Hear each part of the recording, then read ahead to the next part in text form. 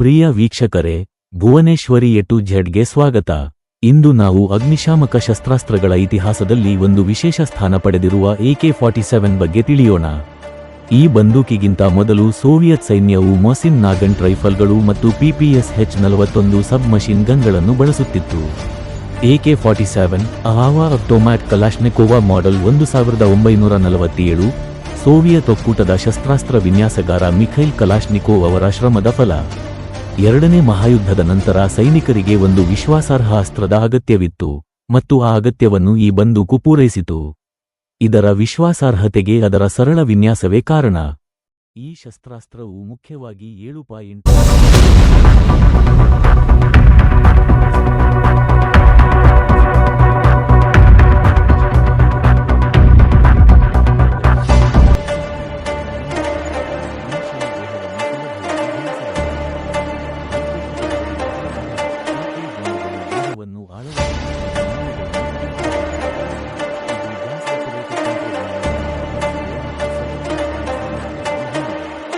Magazine ಇಲ್ಲದೆ ಇದರ ತೂಕ ಸುಮಾರು 3.47 ಕಿಲೋಗ್ರಾಮ್ಸ್, 7.65 ಪೌಂಡ್.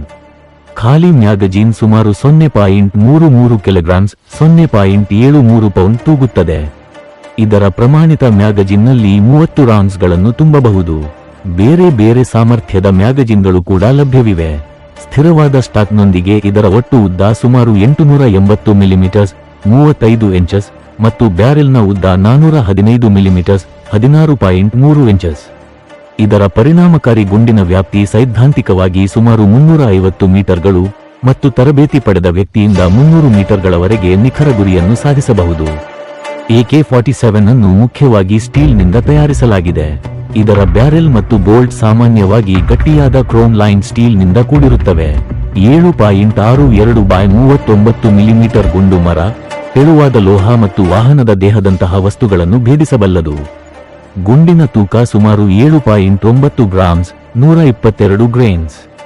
1940ರ ದಶಕದ ಕಠಿಣ ಸಮಯದಲ್ಲಿ ಮಿಖೈಲ್ ಕಲಾಶ್ನಿಕೋವ್ ಅವರು ಈ ವಿನ್ಯಾಸವನ್ನು ಮಾಡಿದರು.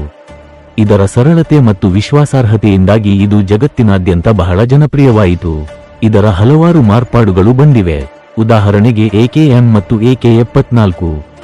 ಕಾಲಾನಂತರದಲ್ಲಿ ಇದರ ಹಲವಾರು ಮಾರ್ಪಾಡುಗಳು ಬಂದರೂ ಮೂಲ ವಿನ್ಯಾಸದ ಮಹತ್ವ ಹಾಗೆಯೇ ಉಳಿದುಕೊಂಡಿದೆ. ಇದು ಕೇವಲ ಒಂದು ಶಸ್ತ್ರಾಸ್ತ್ರವಾಗಿರದೆ ಅನೇಕ ಕಡೆ ಸಂಸ್ಕೃತಿಯ ಭಾಗವಾಗಿದೆ. ಪ್ರಿಯ ವೀಕ್ಷಕರೇ, ಇದು AK-47ರ ಕುರಿತಾದ ಸಮಗ್ರ ಮಾಹಿತಿ. ತಪ್ಪದೇ ವೀಕ್ಷಿಸಿ AK-47. ಮುಂದೆ ಚಿತ್ರಗಳಲ್ಲಿ ಹಲವಾರು ಮಾದರಿಗಳನ್ನು ತೋರಿಸಲಾಗಿದೆ.